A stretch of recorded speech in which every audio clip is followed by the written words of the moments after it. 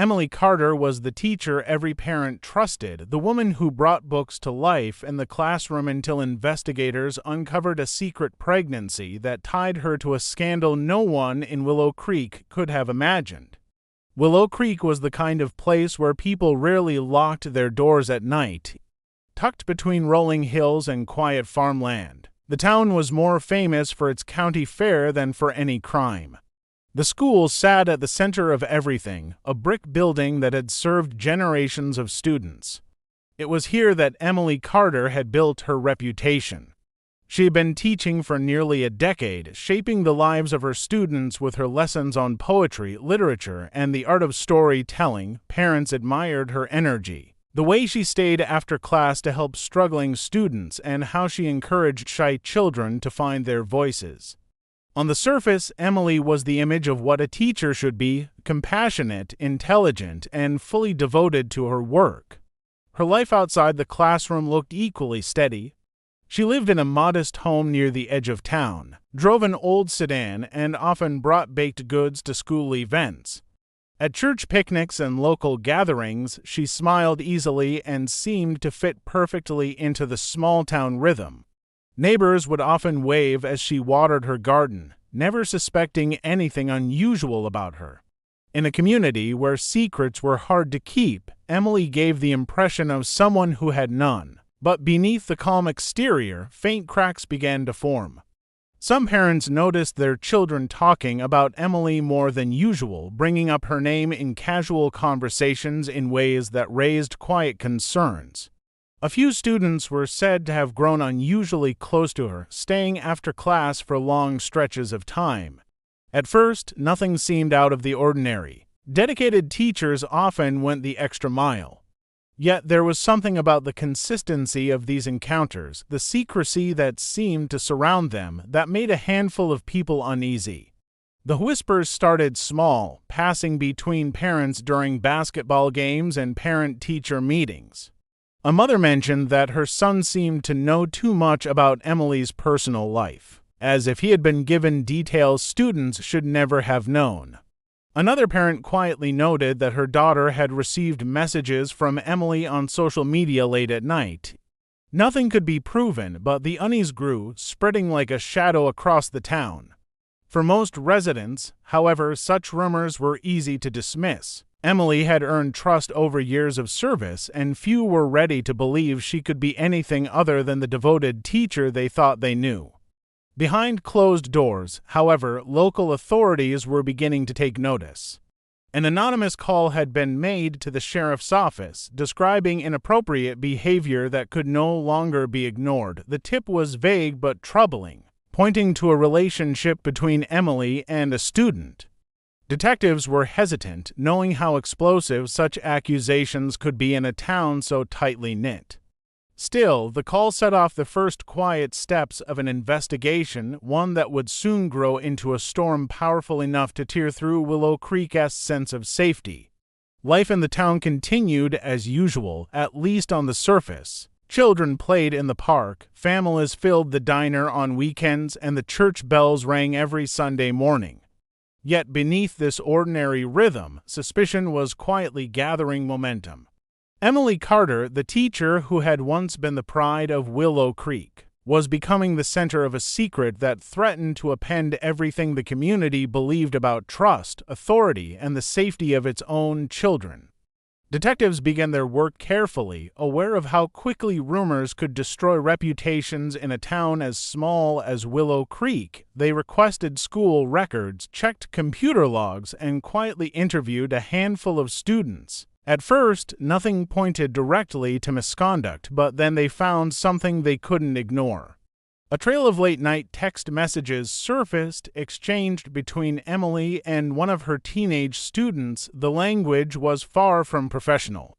It was personal, affectionate, and laced with details that hinted at a bond far beyond the boundaries of a teacher and student relationship. When investigators confronted the student, he hesitated before admitting that their contact went beyond the classroom. He spoke about secret meetings after school, car rides that led nowhere near his home, and long conversations where Emily confided in him about her life, her frustrations, and her dreams. What began as trust and admiration had shifted into something dangerous. His words carried both pride and fear, the complicated emotions of someone who understood the weight of what he had been drawn into. News of the investigation didn't remain hidden for long. Small towns thrive on whispers, and soon those whispers grew into an unstoppable current. Parents began questioning their children more directly, demanding to know whether Emily had ever crossed boundaries with them. Some admitted to receiving strange messages or compliments that felt out of place, while others swore she had always been nothing but professional. The school district, caught off guard, scrambled to reassure the public while also protecting itself from liability.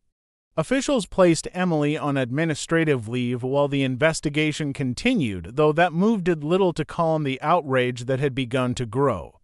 Emily's arrest followed only weeks later. Detectives had gathered enough evidence, phone records, witness statements, and photographs that made the case impossible to ignore. She was charged with multiple counts of sexual abuse, and her mugshot, once a face known for smiling in yearbook photos and school newsletters, was now plastered across local and national news outlets. Reporters swarmed Willow Creek, their cameras lining the courthouse steps. The case quickly became a sensation, a scandal that seemed both shocking and irresistible to the outside world. For the community, the arrest felt like a betrayal. Parents who had once trusted Emily with their children were left questioning how such behavior could go unnoticed for so long. Students who had admired her now whispered in the hallways, uncertain how to reconcile the teacher they knew with the allegations being made. Even among adults, opinions split. Some argued she was guilty beyond question, pointing to the evidence already collected. Others believed she was being targeted unfairly, suggesting the town had blown ordinary gestures of kindness into something sinister. The divide only deepened as more details trickled out. The case against Emily grew steadily stronger, but it was also complicated by the emotions tied to it. Teachers were supposed to inspire and protect, not exploit. Each revelation shook the town's faith in the very people meant to guide its youth. For the first time in decades, Willow Creek was no longer a place where parents felt entirely safe sending their children to school.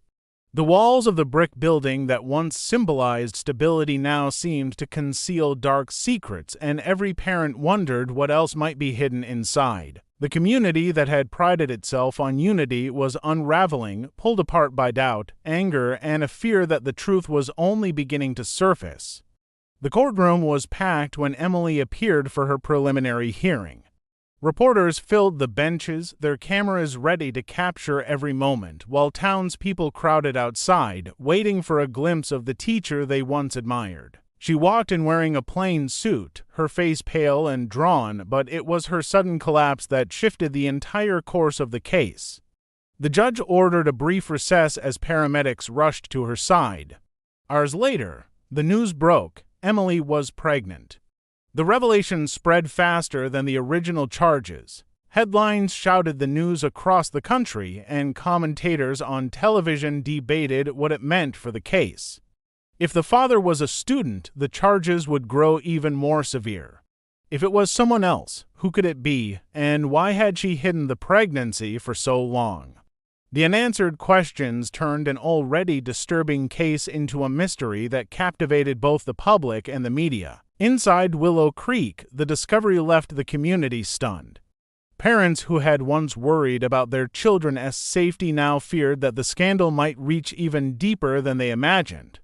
Students whispered in classrooms, trading theories about who the father could be. Some claimed they knew the answer, while others insisted Emily had been seeing someone secretly for months. The uncertainty fed into a frenzy of speculation that no one could control. For prosecutors, the pregnancy complicated everything. Their case against Emily had seemed solid, built on digital evidence, testimony, and the appearance of a secret relationship. But the possibility of a child shifted the focus. The jury would no longer see her as only a teacher facing charges. She was now an expectant mother, a fact that could stir sympathy even among those who believed she was guilty. The prosecution began pushing for DNA testing, hoping to resolve the question of paternity before it could derail their arguments. The defense team seized on the opportunity. They argued that Emily's pregnancy was proof the public had rushed to judgment. They insisted the father was not a student and promised that once the truth came out, the charges would collapse under their own weight. To them, the narrative was shifting from that of a teacher exploiting her position to a woman caught in the crosshairs of an overzealous investigation. Meanwhile, journalists dug through every corner of Emily's past. Old yearbooks, archived newsletters, and personal photographs were pulled apart in search of hidden clues. Neighbors were interviewed repeatedly, each one pressed for signs they might have missed. Some recalled seeing unfamiliar cars parked outside her home late at night. Others swore they had never noticed anything suspicious at all. The lack of clarity only deepened the intrigue. As Emily sat in jail awaiting further hearings, the pregnancy became the focal point of every conversation. The case was no longer just about accusations of abuse. It had become a puzzle with pieces that refused to fit together. Each new development only raised more questions, leaving the town of Willow Creek and the nation beyond it waiting in suspense for the truth that still remained hidden in the shadows. Detectives pushed forward with their investigation, determined to find answers before the case spiraled beyond control. The pregnancy had created a storm of speculation, and now every piece of evidence was examined with new urgency. What they uncovered began to strip away the image of Emily as the respected teacher she once was. In her home, they found journals hidden in a locked drawer. Written in careful handwriting, they revealed fragments of thoughts that blurred the line between professional duty and personal obsession. Certain entries hinted at secret encounters, quoted references to meetings and places where no one would see them, and passages that described the thrill of attention mixed with the fear of being exposed. Investigators also discovered photographs stored on a hidden phone. Some were ordinary snapshots of classroom activities, but others showed students in casual settings that raised questions about how and when they had been taken. Combined with social media accounts tied to aliases, the evidence suggested Emily had created a private world separate from the one she showed to colleagues and neighbors. The picture emerging was of someone living a double life, carefully concealed until the investigation forced it into the open. The pregnancy loomed over every discovery, adding layers of confusion. Prosecutors petitioned the court for DNA testing, hoping to end the debate about the father's identity, but the process moved slowly. Delays at the state lab left both sides frustrated and gave the defense more time to shape public opinion. The town waited anxiously, each week bringing more theories and gossip. Some believed the child belonged to a student, making the case even more disturbing. Others whispered that the father might be an adult within the school system, someone with as much to lose as Emily. As evidence mounted, another twist emerged. A fellow teacher, once considered Emily's closest friend at the school, admitted under questioning that she had long suspected inappropriate behavior. She confessed to noticing science conversations that seemed too personal, students lingering after class, and Emily's secretive habits, but claimed she never reported anything out of loyalty. This revelation deepened the sense of betrayal within the community. Parents were outraged that someone so close to the situation had remained silent, and school officials faced criticism for failing to recognize the warning signs. The divide in Willow Creek grew sharper. Some residents argued the evidence proved Emily had manipulated her position for years, carefully grooming her students and hiding her actions. Others clung to the belief that she was the victim of exaggerated claims, insisting the journals and photographs were being misinterpreted. The tension spilled into public meetings, church gatherings, and even grocery store aisles, where once friendly neighbors exchanged angry words about who was to blame and what should happen next. Through it all, Emily remained in custody, her lawyers carefully orchestrating her defense. They emphasized the lack of conclusive proof tying her pregnancy to any student, portraying the investigation as an effort to vilify a woman already condemned by gossip. Prosecutors countered with a growing pile of evidence that suggested a pattern of behavior, not a single mistake. The case had become more than just a criminal trial. It was now a battle over trust, betrayal, and the future of a community struggling to hold itself together under the weight of scandal. Months dragged by before the DNA results were finally delivered to the courtroom. By then, the town of Willow Creek had become a place defined by tension. The school board faced lawsuits, families debated whether to transfer their children, and the courthouse lawn was often crowded with reporters searching for sound bites. Everyone believed the truth about the baby would decide not only Emily's fate, but also the direction of the town's fractured identity. When the sealed envelope was opened, the revelation was nothing like what the community expected. The father was not a student at all. The results pointed to a man in his 40s, married, and holding a high-ranking position within the school district administration. The announcement sent shockwaves through the courtroom. Gasps rippled across the benches, and outside, the gathered crowd erupted with disbelief. For weeks, many had braced themselves for confirmation that a student was the father, preparing for the worst possible outcome. Instead, the case suddenly took a new shape. The man, who had been publicly condemning Emily since the beginning, was now implicated in the scandal he had helped denounce. Investigators quickly shifted their focus, opening a parallel case that forced the administrator into the spotlight. This revelation transformed the way people viewed Emily. Some saw her as manipulative, accusing her of deliberately deflecting blame onto students to conceal her relationship with an adult. Others argued she had been vilified unfairly from the start, pointing to the fact that the most damaging rumor that a child was the father was never true. The media seized on the story, reframing it as one of hypocrisy and corruption within the very system entrusted to protect children. National headlines questioned how far the school district had gone to protect its image and how many people had chosen silence over accountability. The administrator's downfall was swift. He faced criminal charges of his own, and his family life disintegrated under the pressure of public shame. For Emily, however, the new information did not erase the charges against her. Prosecutors still pursued the evidence of inappropriate relationships with students, though they admitted the pregnancy no longer tied her directly to those claims. Her defense attorneys tried to use the shift to argue for reduced charges, suggesting the entire case had been built on hysteria and assumption. The battle in the courtroom became more complex, with both sides clinging to their versions of the truth. In Willow Creek, trust in authority collapsed.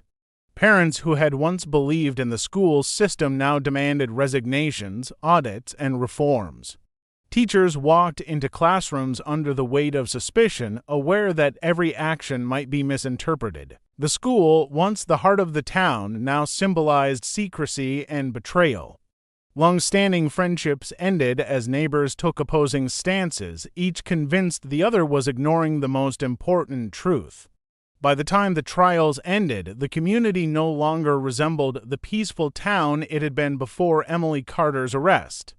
The story was more than a tale of a teacher accused of abuse. It had become a cautionary saga about the fragility of trust and the dangers of silence.